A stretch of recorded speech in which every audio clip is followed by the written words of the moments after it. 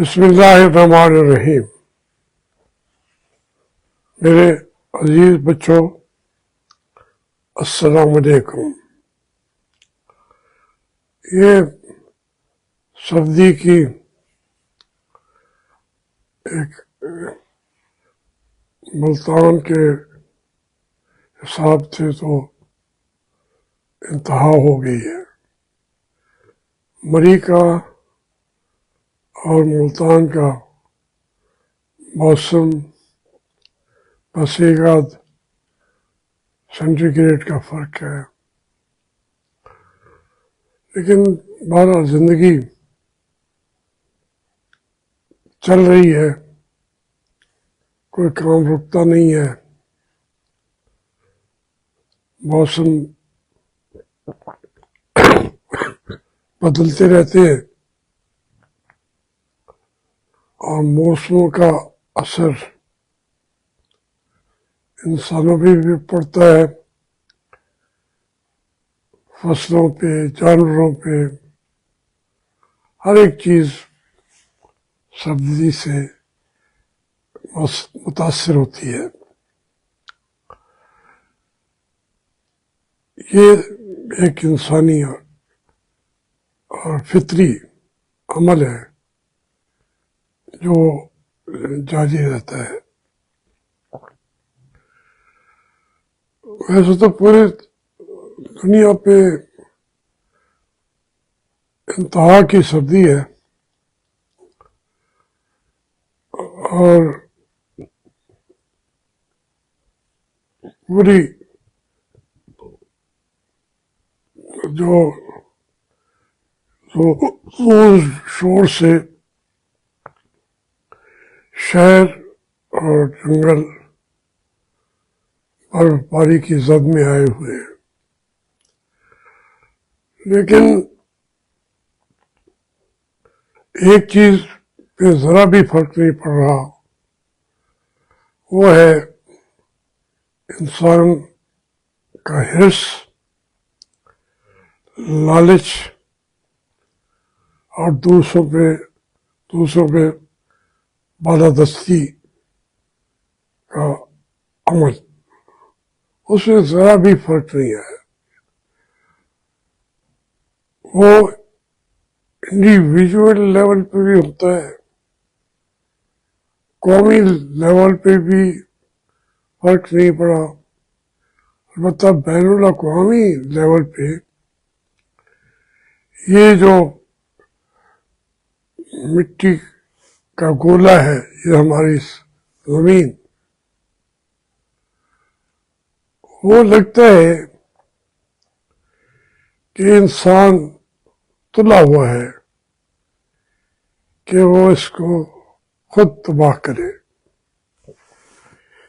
اس وقت تو ایک ملک کے پاس، یہ وہ تو بات دور چلی گئی کہ روس کے پاس کتنے ایٹم بم ہیں اور امریکہ کے پاس کتنے ایٹم بم ہیں، میزائل ہیں۔ اب تو ایک چھوٹا سا ملک بھی جو ہے وہ ایٹم بم بنا کے بیٹھا ہوا ہے۔ اب اس میں اگر جو لیڈرشپ ہے انسان کی، وہ ٹرمپ جیسے غیر ذمہ دار کے اوپر آ جائے تو اس کی غیر ذمہ داری تو عین ہے۔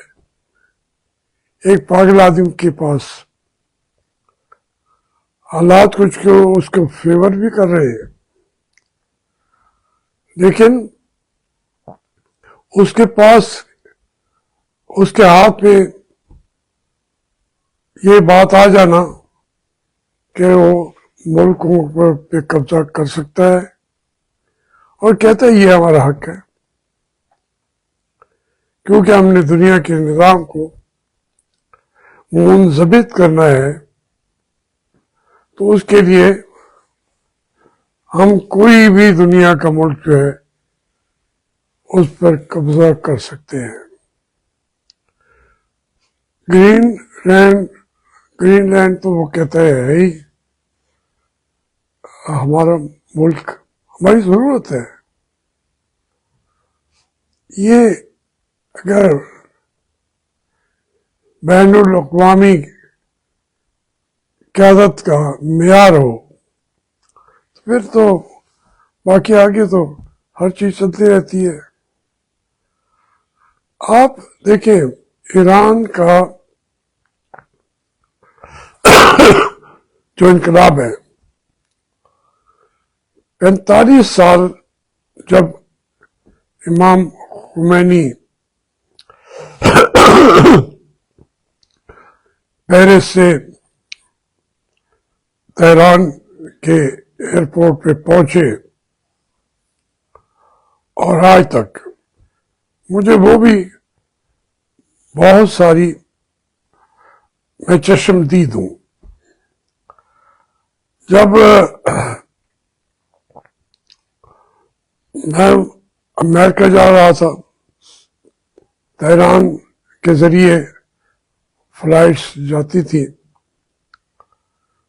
تو ابھی علماء یا یہ ہمارے اسلامی انقلاب نہیں آیا تھا.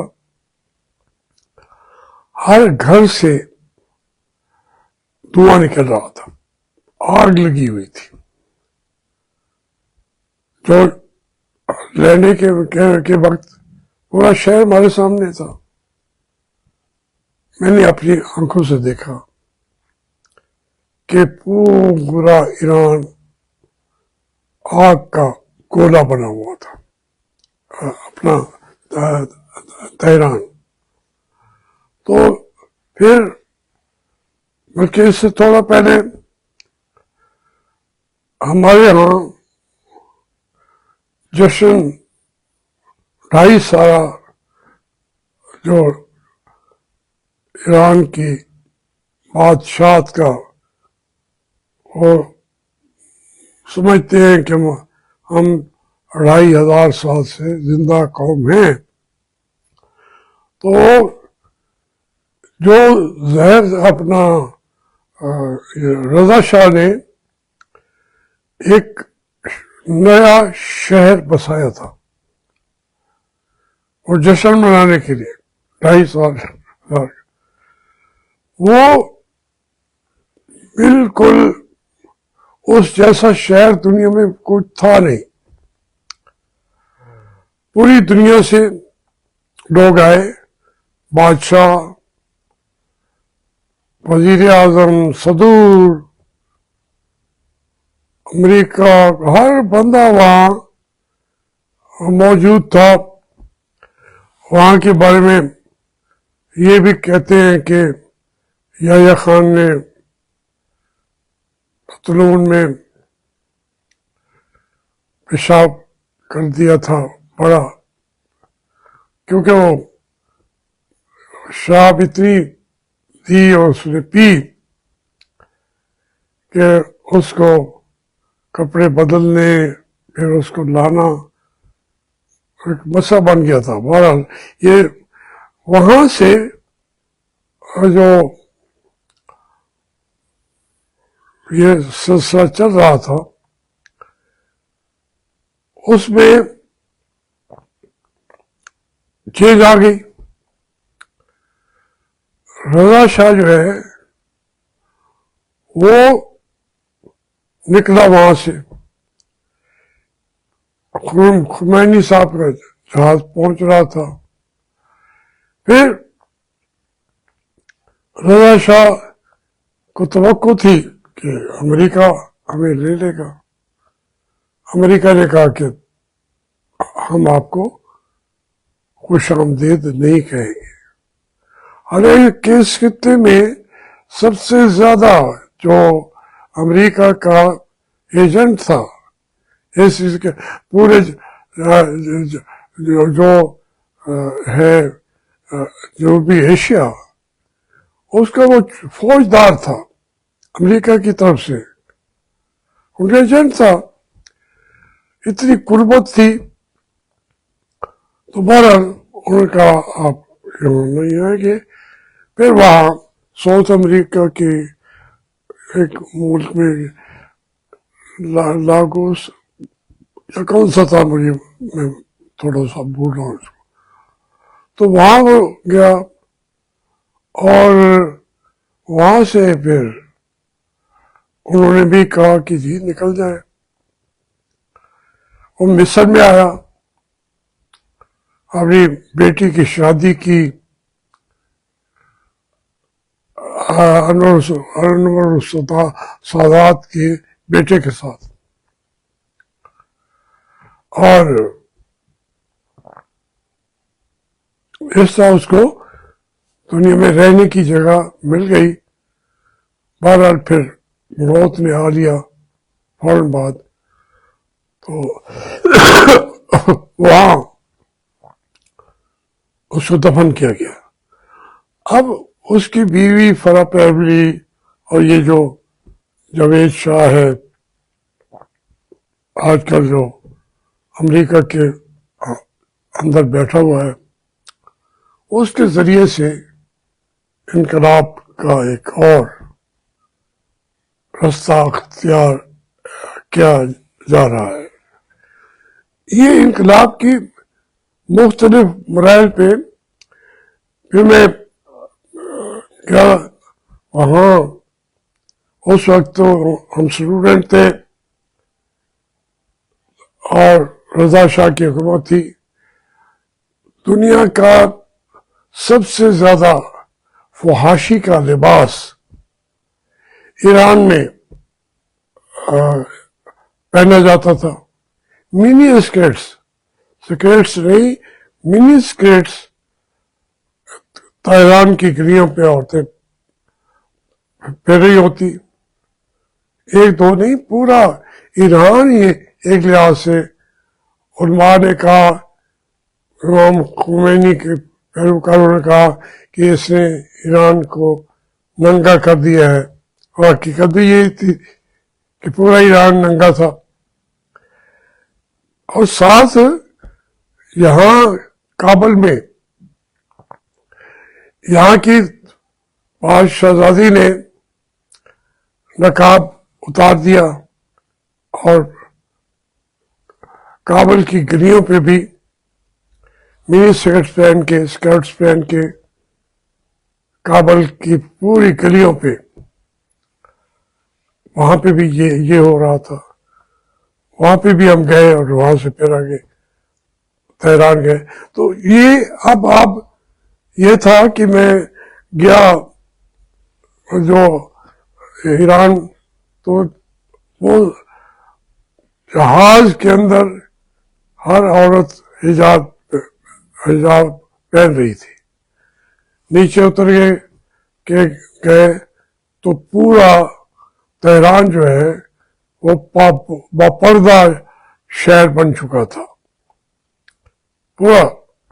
और इधर जो है हमारे काबुल में वो भी तालिबान आ गए। उन्होंने वो बुर्का जो पहनाया, तो अभी तक तो काबुल शहर को तालिबान का बुर्का उन्होंने पहना हुआ है। वो दूसरा बुर्का होता है, पहले हमारे भी यहाँ वही था जिसमें पूरी औरत, जिसे कोई शटल काक कहता था, कुछ कहता है। तो बहरहाल ये हालात जो है ये मौसमों का इंतजार नहीं करते, मौसम बदलते रहते हैं। ये निज़ाम पूरी दुनिया पे चल रहा है। बांग्लादेश को भी देखिए ना, मैंने देखा, वहां बैठ के देखा। हमारे ये लोग कहते भाई वहां के लोग इंडिया के हाथ में आए हुए थे बंगाली, और वो अपना उनसे पाकिस्तान का नजरिया छीनना चाहती थी इंदिरा गांधी। तो उसमें وہ ہو گیا. ہم بھی یہ ہم سے مراد جو ہماری فوج ہماری ایڈمنسٹریشن نے بھی فیسیلیٹیٹ کیا ان کو کہ الگ ہو جائے. لیکن وہاں بھی لوگوں نے کہا کہ آپ تو الگ ہو جائیں، لیکن ہم نہیں مانتے بنگلہ دیش کو. اور میں نے تو تحریکیں چلائی بنگلہ دیش نام منظور. تو اس پہ انہوں نے میں بار بار کہتا ہوں میں نے اپنی ان آنکھوں سے دیکھا ہے. میری آنکھوں کی روشنی چھن جائے اگر میں غلط بات کہہ رہا ہوں. میں نے بنگالیوں کی لاشوں کو پڑے دیکھا ہے دریا کے کنارے، اور ان کو کتے ان کے یہاں تھے بھونڈ رہے تھے، گدے کتے. یہ انہوں نے بھی کیا، لیکن ہم نے جو کیا وہ تو پوری دنیا کو کے اوپر سامنے آ گیا کہ پاکستان کی فوج نے یہ کیا ہے. اب اس ہم جا کے منتیں کر رہے تھے، لوگوں کو منا رہے تھے کہ بھائی یہ غلط فہمی ہو گئی ہے. لیکن بہرحال ان کا انقلاب آ گیا. اب ٹھیک 45 سال بعد وہاں ایک وہ آج رد انقلاب 45 سال لگے ہیں، لیکن آ گیا. آج کا بنگلہ دیش جو ہے وہ انڈیا کا سب سے بڑا دشمن ہے. اور جو ایران ہے یہ کچھ حد تک شاید ان علماء سے اور ان سے ایران نکل جائے، لیکن ان کا رد انقلاب جو ہے تو 1.5-2 مہینوں کے اندر آئے گا. کیونکہ امریکہ کے لیے اتنی جگہ نہیں بنی ہے ایران میں. ایران کا مذہب جو ہے وہی ان کی بڑی طاقت ہے. یہ وقتی طور پر اب یہ کہیں کہ پھر ہم ایران کو وہی ننگا ایران بنا دیں گے، بڑی مشکل ہے. اچھا، اسی طریقے سے اب جو ترکیہ کا، پاکستان کا، سعودی عرب کا ان کا ہو رہا ہے، تقریباً ہو چکا ہے جو ان کا دفاعی معاہدہ ہے یا جو بھی. تو چیزیں پوری دنیا کے اندر بدلی ہوئی ہیں. اور یہ جو میلہ لگا ہوا ہے تباہی کا، اس میں ہمارے جو پوری فوج ہے وہ ان کی اس کے لیے امریکہ کے لیے استعمال کی جا رہی ہے. ہم مقروض ہوتے گئے، پاکستان اور جہاں سے بھی تھا قرضہ اٹھا کے ان کو ہتھیار فراہم کرتے رہے. اب ہماری فوج جو ہے وہ ہمارے کام نہیں آتی. جو امریکہ کہے گا وہ اس کو کریں گے. تو افغانستان کے اندر بھی ہم وہی رول ادا کر رہے ہیں، اور ایران میں بھی. یہ بڑی خوفناک بات ہے کہ ایران کے اندر تو انقلاب آئیں گے، ایک تو آئیں گے، تبدیلیاں بھی آئیں گی، لیکن ہم کہاں کھڑے ہوں گے؟ ہماری جو افواج پاکستان ہے وہ اپنے عوام کو مار رہی ہیں. میں کہتا رہتا تھا، لوگ کہتے تھے نہیں جی عمران تو ختم ہو گیا. اب دیکھیں تو اسے کراچی میں ہو کیا رہا ہے. یہ سہیل آفریدی مہینہ 1.5 مہینہ پہلے اس کا نام کوئی نام بھی نہیں جانتا تھا. آج کراچی کے اندر جس طرح اس کا استقبال ہوا ہے، اور کل کا جلسہ بھی وہ بہت بڑا جلسہ ہوگا. تو اس کے لیے پھر ہم کنفائنڈ ہوتے جاتے ہیں. پنجابی خیبر पख्तूनख्वा वो जब जंग लड़ रहे हैं, रोज लाशें गिर रही हैं, बलोचिस्तान में भी, अब कराची के अंदर भी। तो फिर बाकी तो एक पंजाब रह गया है जो अमेरिका के अज़ैन के लिए अपने आप को अवेलेबल कर रहा है। हमारी जो ये सिविलियन हुकूमत है, इन्होंने अपनी, इनके वैसे भी कोई हैसियत नहीं है। कोई कहते हैं 2-3 महीने के अंदर इनको उन्होंने फारिग कर दिया, कर तकरीबन कर ही दिया है। तो फिर इसमें नुकसान तो होगा पंजाबियों का, ये कहीं मुंह भी नहीं दिखा सकेंगे। तो हमें ये सोचना चाहिए, हमारी अफवाज पाकिस्तान हमारी है, ज़्यादातर पंजाबी हैं। उनको उनके जो कोर कमांडर्स हैं, उनको सोचना चाहिए कि पाकिस्तान को हम क्यों बेच रहे हैं अमेरिका के हाथ में। उनमें अच्छे भी हैं, ज़्यादातर कोर कमांडर्स भी हैं, मैं जानता हूँ एक दो को, कि वो उनको, मगर आवाज वो नहीं उठाएंगे तो कब उठाएंगे। इसलिए ये वक्त फिर हाथ से निकल जाएगा। पाकिस्तान को हमने बचाना है, और पंजाबियों का जो इनकलाब आना चाहिए पंजाब से, वो ना आया तो पाकिस्तान तो अल्लाह करेगा बचा रहेगा, मगर पंजाब जो है वो हमेशा के लिए, वो उसकी जो गैरत है, इज्जत की बातें, वो नहीं रहेगी। हमें अपनी इज्जत और गैरत को भी बचाना चाहिए।